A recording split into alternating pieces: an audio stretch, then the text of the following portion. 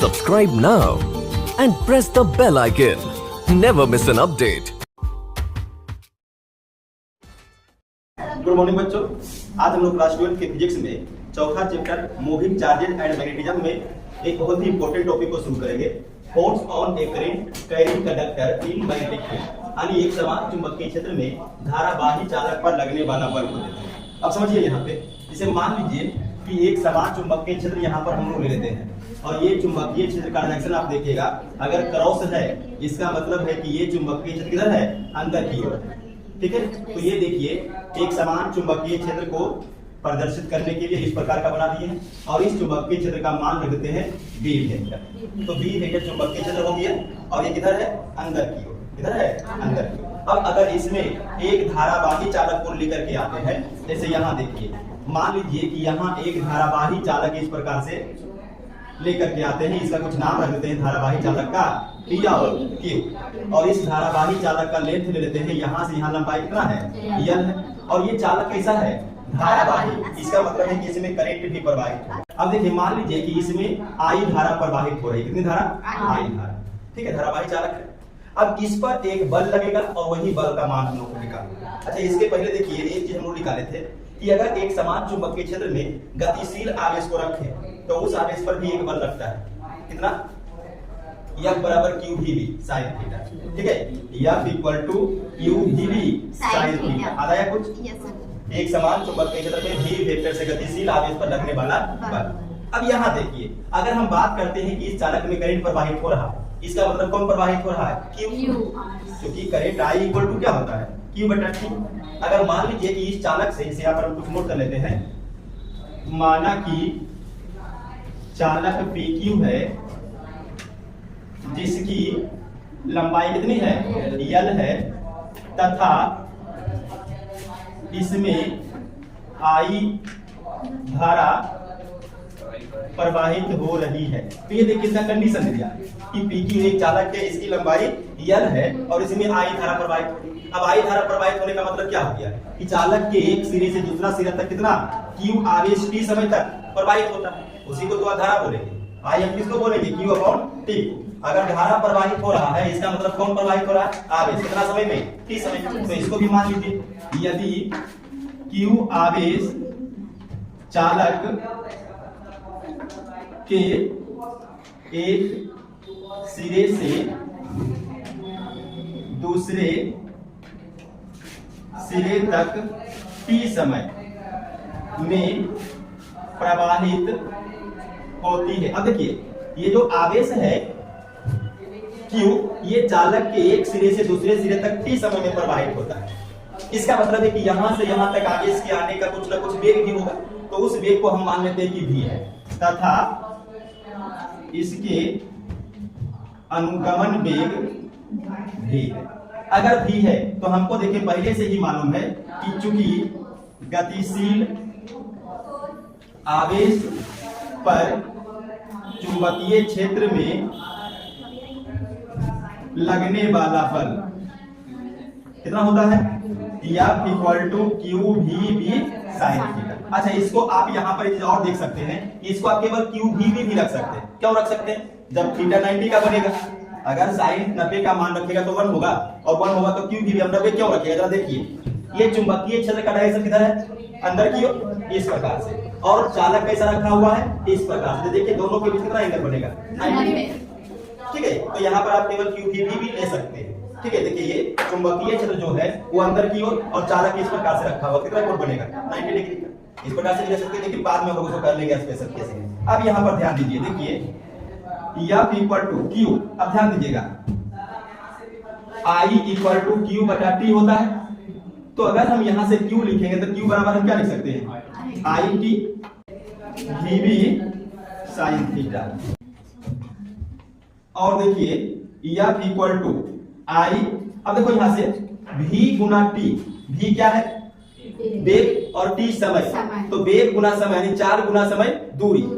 दूरी कहां से कहां, यहां से यहां कितना है, L, और फिर B साइन थीटा। तो यही आ गया एक समान चुंबकीय क्षेत्र में L लंबाई के धारा बाही चालक जिसमें आई धारा प्रवाहित हो रहा है उसका बल ILB sin थीटा, ये आपका फॉर्मूला निकल गया। अब अगर इसी को आप वेक्टर फॉर्म में लिखिएगा इन वेक्टर फॉर्म तो क्या हो जाएगा, देखिए या तो वेक्टर इक्वल टू आई रहने दीजिए क्योंकि आई अदिश राशि इसमें वेक्टर दीजिए नहीं, उसके बाद L क्रॉस B वेक्टर, क्योंकि आप बात किए होंगे A vector cross B vector equal to AB sin theta, तो ये आपका हो गया AB sin थीटा, तो ये क्रॉस B, तो ये आ गया वेक्टर फॉर्म में गतिशील आवेश पर लगने वाला बल, सॉरी गतिशील चालक पर लगने वाला बल, गतिशील चालक पर लगने वाला।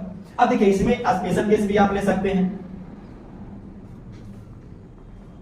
स्पेशल केस में क्या लीजिएगा, number 1 if theta equal to 0 degree, अगर हम थीटा को 0 रखें इसका मतलब क्या है कि जिस डायरेक्शन में चुंबकीय क्षेत्र है उसी डायरेक्शन में चालक को रखना। जैसे चुंबकीय क्षेत्र किस डायरेक्शन में है, अंदर की ओर, तो अगर ऐसा अंदर की ओर चुंबकीय क्षेत्र है तो चालक को भी ऐसा ही रख दीजिए, समानांतर हो जाएगा दोनों, और समानांतर हो जाएगा तो एंगल कितना बनेगा 0, और अगर एंगल 0 बनेगा तो बल कितना लगेगा उसको देख लेते हैं। तो यह इक्वल टू क्या है ILB sin थीटा, थीटा का मान 0। अब आप कीजिए sin 0 का मान 0, तो इसका मतलब ये टोटल को 0 कर देगा। यानी जब हम चुंबकीय क्षेत्र के समानांतर या चुंबकीय क्षेत्र की दिशा में ही चालक को रखेंगे तो उस पर कोई भी बल एक्सपीरियंस नहीं होगा, कोई भी बल नहीं लगेगा। दूसरा केस देखिए जैसा अभी हम रखे हुए हैं if theta equal to 90 degree, कितना पर रखे हुए हैं 90 पर। देखिए चुंबकीय क्षेत्र अंदर की ओर है और चालक को हम इस प्रकार PQ को रखे हो, कितना कोण बनेगा 90, तो अगर 90 पर रखेंगे तब क्या होगा, देखिए F equal to ILB sin और थीटा 90, और sin 90 का मान कैसा होता है, मैक्सिमम होता है 1 होता है, तो आ गया ILB, और ये बल कैसा हो जाएगा मैक्सिमम। तो रखिएगा अगर चुंबकीय क्षेत्र में किसी गतिशील चालक को सभी किसी धारावाही चालक को चुंबकीय क्षेत्र के लंबवत रखेंगे तब उस पर मैक्सिमम बल लगेगा, अधिकतम बल लगेगा, कितना लगेगा ILB लगेगा। अब यहाँ पर एक चीज और देखिए, अगर इस चालक पर बल लगेगा कितना ILB जो कि लंबवत है, तो वो किस दिशा में लगेगा, बल लगेगा तो ये चालक पर बल ऐसा लगेगा, ऐसा लगेगा, ऐसा लगेगा या फिर ऐसा लगेगा, मतलब चालक इधर जाएगा उधर जाएगा ऊपर नीचे किधर जाएगा, बल तो लगेगा, और बल लगने का मतलब क्या है, गति करेगा, तो चालक किधर मूव करेगा। तो बल के लिए आप बात कीजिएगा फ्लेमिंग का वामहस्त नियम, बल के लिए फ्लेमिंग का वामहस्त नियम, फ्लेमिंग के वामहस्त नियम में देखिए आपको बताया गया होगा कि बाएं हाथ की 3 अंगुलियों को परस्पर लंबवत रखिए, ठीक है, और यहां से शुरू कीजिए FBI, ये जो अंगूठा है वही आपका बल का दिशा है और यही आपको निकालना है, बाकी ये दो को आप जिधर चाहे उधर घुमा सकते हैं। ये F है, ये B है और ये I है, तो ये जो I है मतलब I की ओर रखिए और इस उधर रखिएगा तो B की ओर, और ये F हो जाएगा। अब देखिए B कहाँ है, अंदर, B कहाँ है अंदर, तो देखिए FB, तो B को रखिए अंदर की ओर, और I देखिए ठीक है, और अंगूठा कहाँ है, तो इसका मतलब है कि ये बड़ा चालक पर बल जो लगेगा ILB, उसके कारण ये मूव करना शुरू कर देगा ऊपर की ओर, इधर ऊपर की ओर गति करना शुरू कर देगा। ये चालक अब यहाँ पर स्थिर नहीं रहेगा, इस पर बल लगेगा और ये ऊपर की ओर गति करना शुरू कर देगा, ठीक है। चलो ये कैसे ही बताइएगा, तो इससे ही प्रैक्टिस के लिए ये किस चुंबकीय क्षेत्र को दर्शा रहा है, बाहर की ओर, और अगर ये बाहर की ओर चुंबकीय क्षेत्र है और इसमें एक चालक मान लीजिए ये लंबाई का रखा हुआ है और इसमें करंट ऐसा प्रवाहित हो रहा है, ये PQ नाम कुछ रखेंगे। अब बताइए इस चालक पर बल तो लगेगा ही, ILB लगना ही है, किधर लगेगा, नीचे ऊपर दाएं बाएं कहां लगेगा बल, देखिए सर एक बार फिर से बनाइए, FBI यहां से शुरू करना है, या जैसे SBI होता है बताया था ना उस दिन, SBI, तो आप FBI तो FBI निकालना क्या है, या B हमको मालूम है, I मालूम है, B किधर है देखिए बाहर, तो B हो गया बाहर, B हो गया बाहर, I किधर है इस डायरेक्शन में, इधर तो उल्टा हो गया, इसको और चाहिए नीचे की ओर, देखो ये क्या हो गया बाहर, और ये I और बल कहाँ लग रहा है नीचे की ओर, तो इसमें बल नीचे की ओर लगेगा,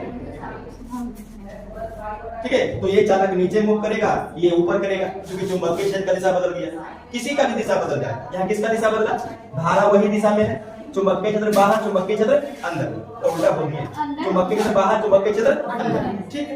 लेकिन अगर अब देखिए इसमें हम I को अगर इधर कर दें, अब देखिए किधर लगेगा बल, ऊपर नीचे दाएं बाएं, अब कहां लगेगा देखिए नीचे आ रहा है, चलो देखते हैं, देखिए लंबवत रखे तीनों को ऐसा, FBI, B कहां है, अब बना दे, B कहां है बाहर, B बाहर कर दीजिए, B हो गया बाहर, I कहां है, I देखिए है इस तरह, कॉइल को करिए इस तरह, कहाँ लगा? ऊपर की ठीक है, तो बल का दिशा निकालने के लिए इसको